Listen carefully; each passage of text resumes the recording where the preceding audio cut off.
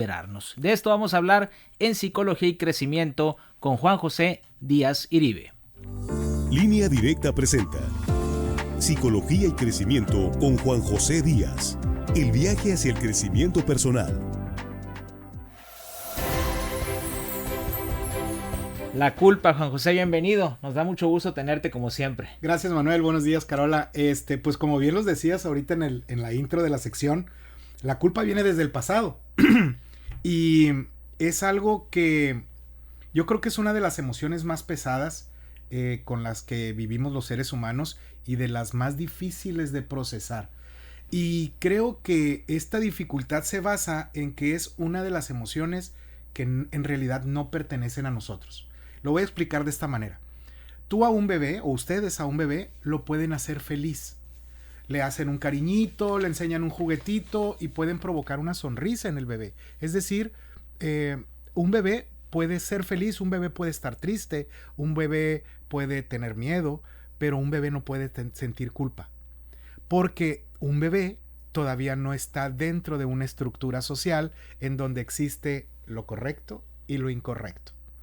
Es por eso que nosotros aprendemos a sentir culpa con base en las estructuras sociales, familiares, legales, religiosas, todas estas reglas o todas estas instrucciones de cómo debemos vivir, que en algún momento rompemos, queriendo, como el Chavo del Ocho, a veces queriendo y a veces sin querer, en donde nos sentimos culpables. Por eso creo que la culpa es una de las emociones más pesadas, porque en realidad no pertenecen a nosotros. Nos enseñan a sentirnos culpables cuando no cumplimos con las normas establecidas. Y un bebé no tiene normas.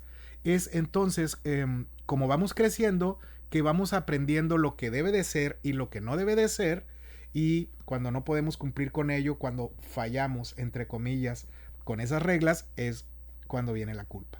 Yo tengo una duda, mi duda es si las culpas de alguna manera se somatizan. Sí, claro.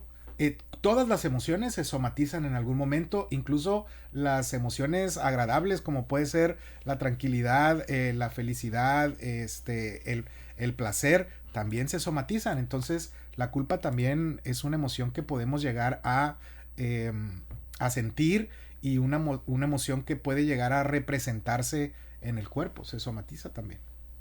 ¿Cómo evitarla? O más bien, ¿cómo no sentirla tanto? O sea, saber, pues, no es mi culpa, pero, o sea, siento ese sentimiento, pero ¿cómo quitárselo? Hay algo que yo trabajo mucho en terapia, es cambiar el concepto de culpa por responsabilidad. Muy bien. Es decir, no soy culpable, pero sí me puedo hacer responsable de esto que estoy provocando o de esto que estoy sintiendo. Y cuando me hago responsable, hay una dicotomía, un paradigma ahí bien interesante, porque la culpa nos convierte muchas veces en víctimas y la responsabilidad nos convierte en parte de la solución. Cuando yo puedo hacerme responsable es cuando soy consciente de que tengo la capacidad de resolver o de sanar, pero una persona que es culpable únicamente se queda con esa parte del victimismo de me equivoqué, fallé, no soy suficiente. Entonces, cuando cambiamos culpa por responsabilidad, estamos cambiando de una posición de dependencia a una posición de empoderamiento, por así decirlo. Porque cuando somos culpables, pues la única forma de dejar de ser culpables es recibir un perdón. Y muchas veces el perdón tendrá que venir de alguien que no somos nosotros. Ahí es donde nos convierte en unos dependientes emocionales. Okay. Pero cuando nos hacemos responsables de lo que estamos sintiendo o de lo que hayamos hecho, entonces nos convertimos en elementos activos de nuestro bienestar.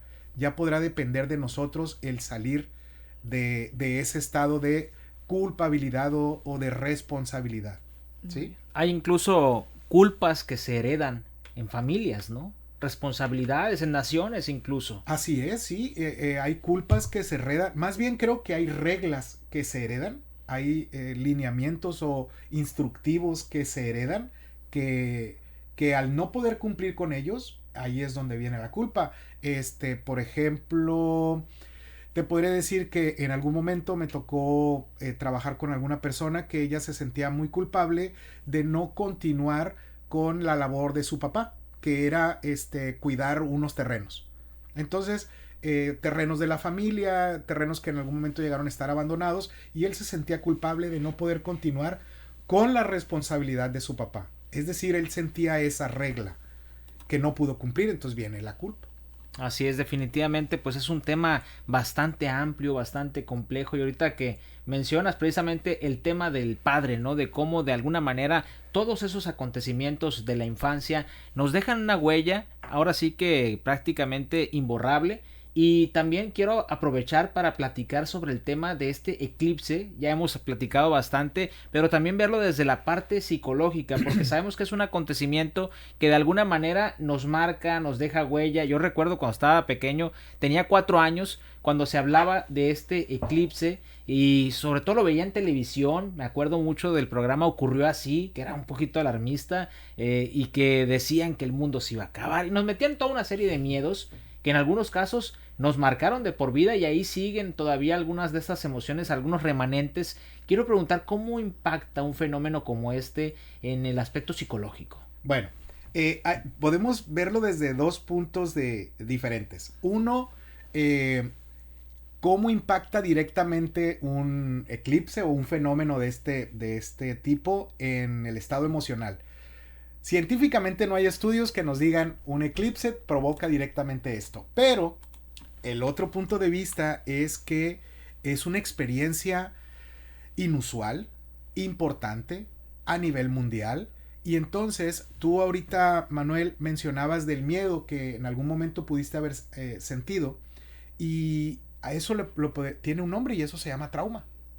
Y el trauma se produce cuando tenemos una experiencia de una magnitud muy alta, muy grande, o también el trauma se produce con la repetición. Entonces, por ejemplo, me voy a salir un poquito del tema, pero un niño que es constantemente maltratado va a desarrollar un trauma. Pero también se puede desarrollar un trauma cuando vivimos un momento de muchísima intensidad emocional.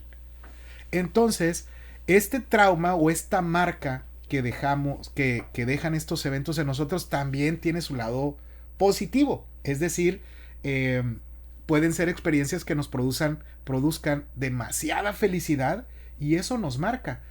Saliéndome otra vez del tema, yo por ejemplo tengo una asociación con el olor a corral muy positiva.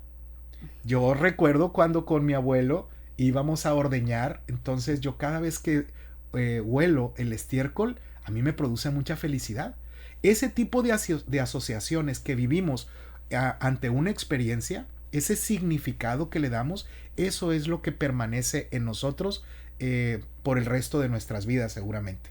Entonces, dependiendo del significado de cómo estemos viviendo este evento del eclipse, va a ser lo que provoque en nosotros, y para muchos será un fenómeno que produzca miedo, incertidumbre, y para otros será felicidad, placer, sorpresa, y esa emoción es la que se quedará con nosotros. Entonces, directamente el eclipse no es que produzca un estado emocional o un desequilibrio emocional, pero el vivir la experiencia, yo le llamo vivir la experiencia 360, porque lo vemos, lo escuchamos, lo olemos, es decir, estamos inmersos en esa experiencia, y es cuando en nuestro cerebro se registra la emoción que hayamos asociado con ese evento, ¿no? Sin duda alguna. Yo recuerdo cuando me tocó el eclipse del 91, tenía 4 años, y recuerdo perfectamente cómo me llamaba la atención,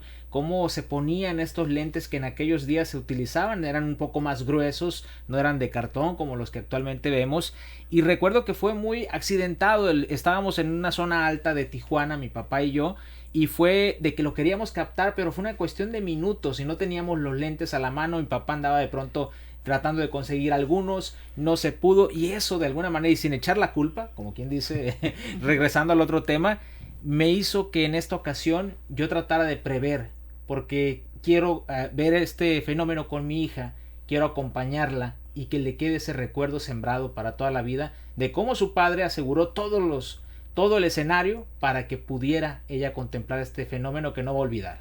Y seguramente entonces, así como lo estás planteando, tu hija va a tener un recuerdo muy positivo de lo que es vivir un eclipse. Así y es. algo otro será negativo, ¿no? Muy bien, pues agradezco mucho que nos hayas acompañado en esta ocasión, José. Pues es la sección de Psicología y Crecimiento. Línea Directa presentó El viaje hacia el crecimiento personal, psicología y crecimiento con Juan José Díaz.